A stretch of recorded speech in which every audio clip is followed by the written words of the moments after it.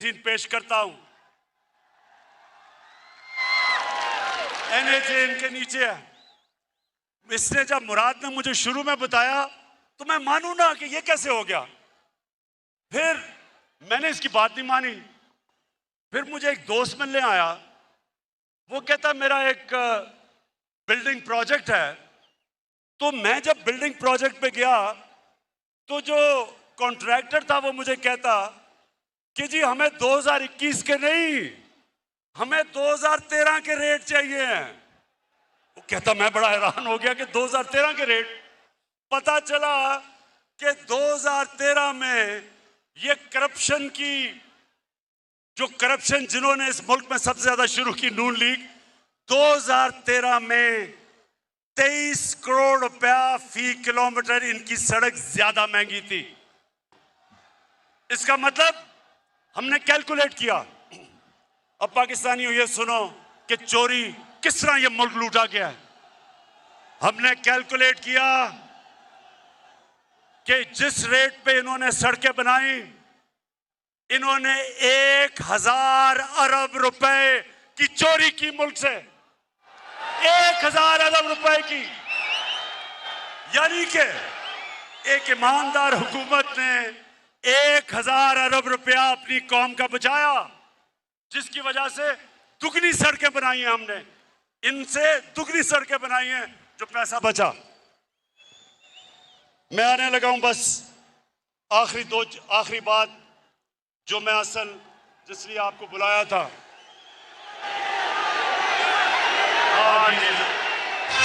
सबके लबों पे है तराना इंसाफ का, यारो आने वाला है ज़माना इंसाफ का। मैं सिर्फ दो आने वाली नस्लों के लिए दो चीजें मुझे पूछो, मैं इनसे पूछता हूं। 30 साल से आप हुकूमत में थे, कभी आपने सोचा अपनी आने वाली नस्लों का? ये पहली हुकूमत है जिसने क्लाइमेट चेंज की बात की, जिसने पाकिस्तान में दरख्त उगाने की बात की, जिसने पाकिस्तान में सबसे पहले 1 अरब दरख्त उगाए पख्तूनख्वा में 2013 और 18 के बीच में। और आज हम 10 अरब इंशाअल्लाह अपने मुल्क में दरख्त उगा के अपने आने वाली नस्लों के लिए एक बेहतर पाकिस्तान इंशाअल्लाह छोड़ के जाएंगे।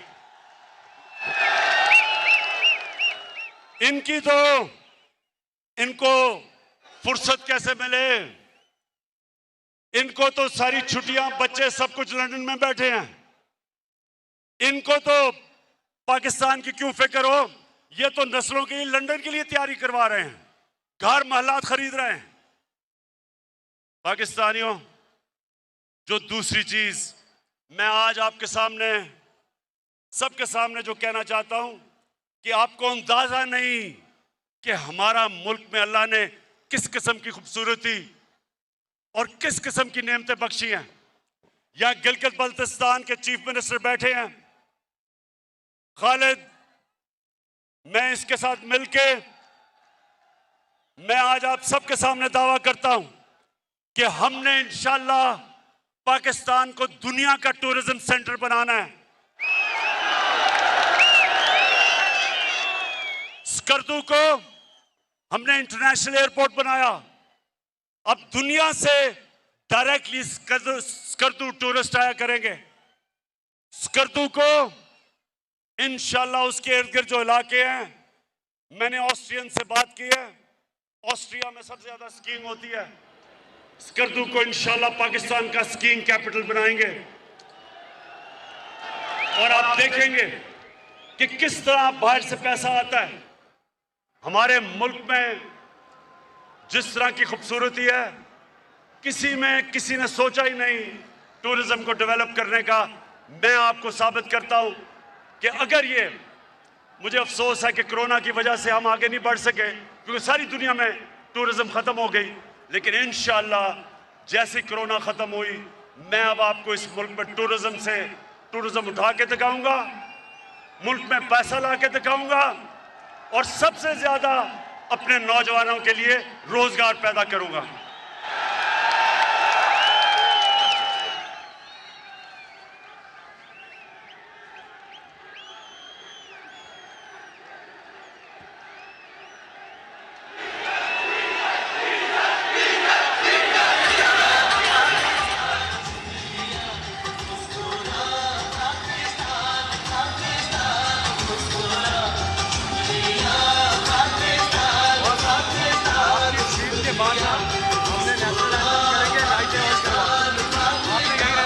बैठ जाओ जी, और क्या, बस उसके बाद अल्लाह करेंगे, अल्लाह। अच्छा मेरे पाकिस्तानियों, मैंने जिस असल वजह से आपको यहाँ बुलाया था, अब मैं उस बातों पे आने लगा हूं। लेकिन नौजवानों, आप सामने खड़े हैं, ये आपने बड़ी खामोशी से सुनना है। ये मैं सीरियस बात करने लगा हूं। मैं अपने मुल्क के मुस्तकबिल की बात करने लगा हूं। मैं जो ये साजिश हुई है और ये जो हो रही है, इसके ऊपर बात करने लगा हूं। तो मैं चाहता हूं कि बड़ा सीरियसली आप मेरी बात सुनेंगे। मैं सबसे पहले आपको ये बता दूं, नौजवानों, आप खुशकिस्मत हो, आपके तो माँ बाप भी एक आजाद मुल्क में पैदा हुए थे। मेरे माँ बाप एक गुलाम हिंदुस्तान में पैदा हुए थे, और मैं पहला हम जनरेशन थी जो एक आजाद पाकिस्तान में पैदा हुए थे। मेरे माँ बाप ने अपनी तौर पे तहरीके पाकिस्तान की जो आज़ादी की स्ट्रगल थी, दोनों ने शिरकत की। और जब मैं बड़ा हो रहा था तो हमेशा उन्होंने मुझे एक बात याद करवाई। उन्होंने ये कहा कि तुम्हें नहीं पता तुम कितने खुशकिस्मत हो कि तुम एक आज़ाद मुल्क में पैदा हुए हो। मेरे पाकिस्तान के रहने वाले, अगर आपने इस चीज को समझना है तो बैरून मुल्क पाकिस्तानियों से पूछें क्यों वो अपने मुल्क के लिए तरसते हैं, क्यों वो आज सारे तहरीक इंसाफ के साथ खड़े हैं। क्यों खड़े हैं?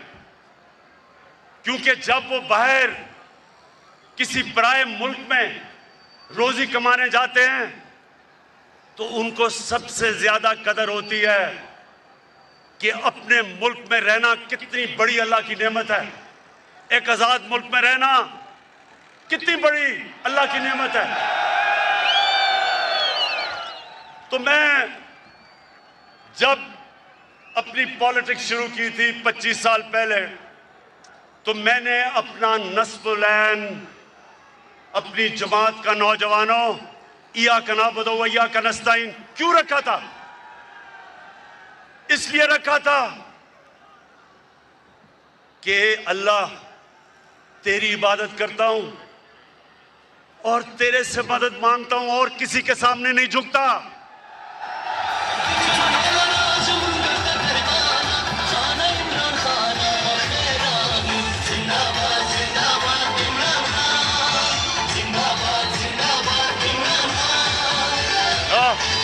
ओए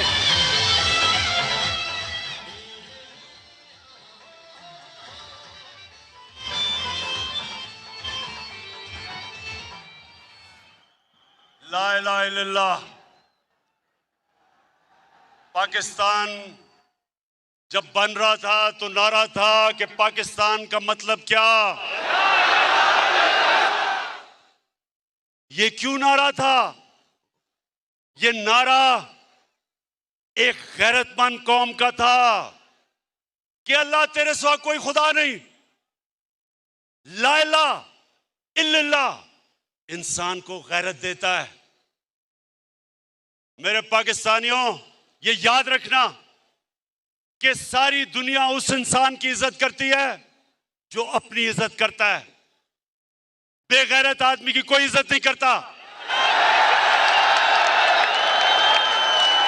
अरबों रुपए कमा लो, अरबोपति हो जाओ, जब तक अरबों रुपए, अरबोपति, लेकिन जो इंसान के सामने झुकता है कोई इंसान उसकी इज्जत नहीं करता। तो मेरे पाकिस्तानियों, क्योंकि मैं आज आपके दिल की बातें कर रहा हूं, मुझे पॉलिटिक्स में आने की कई वजूहात थी। एक के मुझे पता था, मैंने सारी दुनिया में देखा कि जो अल्लाह ने हमें हुक्म दिया था कुरान में कि नबी की सुन्नत पे चलो, तो नबी की सुन्नत पे तो वो गैर चल रहे हैं, मगरबी लोग चल रहे हैं, वो आगे निकल गए हैं। और मुसलमानों का हाल देखो। इकबाल ने शिकवा और जवाब शिकवा क्या लिखा था कि हम एक वक्त उरूज पे थे, शिकवा किया कि अल्लाह हम जमीन पे कैसे आ गए। फिर जवाब शिकवा में बताया कि जब आप उरूज पे थे तो आप मोहम्मद सल्लल्लाहु अलैहि वसल्लम की सुन्नत पे चलते थे। अब आप वो अहकामात से बहुत दूर चले गए हैं, अब पैसे की पूजा करते हैं, आप सुपर पावर्स के सामने सजदे करते हैं, आप फॉरेन एड लेके और अपने मुल्क में बमबारी करवाते हैं, ड्रोन अटैक्स करवाते हैं। कैसे अल्लाह की बरकत उन लोगों के ऊपर आए? अल्लाह ने तो बड़ा वाज़ेह कह दिया है कि अगर तुमने एक अजीम कौम बने हैं तो मेरे हबीब के रास्ते पे चलो, जो कि रियासत मदीना था। तो पाकिस्तानियों, मैं उन दिनों में क्रिकेट खेलता था और मैंने जब क्रिकेट शुरू की तो जो हमारे खिलाड़ी होते थे उनको बड़ा एहसास कमतरी थी अंग्रेजों की। तो हम जब मैच में जाते थे पहले से ही हमारी टीम हारी हुई होती थी कि जी हम अंग्रेज को तो हरा ही नहीं सकते, पहले से हार माने हुए होते थे। और जब हमने जीतना शुरू किया, हमारी टीमें इतनी कमजोर नहीं थी, इतनी ताकतवर नहीं थी। टीमें हमारी 70 की दहाई में ज्यादा ताकतवर थी, लेकिन 80 की दहाई में पाकिस्तान ने सारी दुनिया में जाके जीता, क्योंकि हमारे अंदर इत्मीनान आ गया, हमारे अंदर जो एहसास से कमतरी थी अंग्रेजों की वो खत्म हो गई। हम जब कदम रखते थे ग्राउंड पे तो हम ये समझते थे कि कोई हमें हरा नहीं सकता। इस इत्मीनान की वजह से हम ऊपर आए। तो मैंने जब अपने मुल्क को देखा, हमारे मुल्क में मुझे कभी नहीं भूलता, शायद आपको बड़ेों को याद हो, एक रमजी यूसुफ एक आदमी था, अमेरिकनों ने कहा हमें दो, 90 की दिहाई में हमने कोई कानून के मुताबिक चले बगैर हमने उसको अमेरिका के हवाले कर दिया। अब ये सुने हुआ क्या मेरे पाकिस्तानियों, ये सुने क्या हुआ। अदालत में वो जाता है, रमजी यूसुफ, उसका वकील जज के सामने क्या कहता है ये जरा सुनो। जज के सामने कहता, जज ने कहा कि इसको सजा होनी चाहिए, इसको तो पाकिस्तान की हुकूमत ने भेज दिया हमारे पास, पाकिस्तान की हुकूमत समझती है कि इसको सजा होनी चाहिए। तो पाकिस्तानियों, वो रमजी यूसुफ का वकील अदालत में खड़े होकर कहता कि पाकिस्तानी डॉलरों के लिए अपनी मां बेच सकते हैं। मुझे ये कभी नहीं भूलता। मुझे शर्म ये आई कि मेरी कौम गैरतमंद है, लेकिन जो इसके लीडर हैं वो बेगैरत है। जो मुल्क के लीडर, सरबरा अपने लोगों के साथ नहीं खड़ा हो सकता, उनके हुकूक की हिफाजत नहीं कर सकता, सुपर पावर से एड की लालच में घुटने टेक देता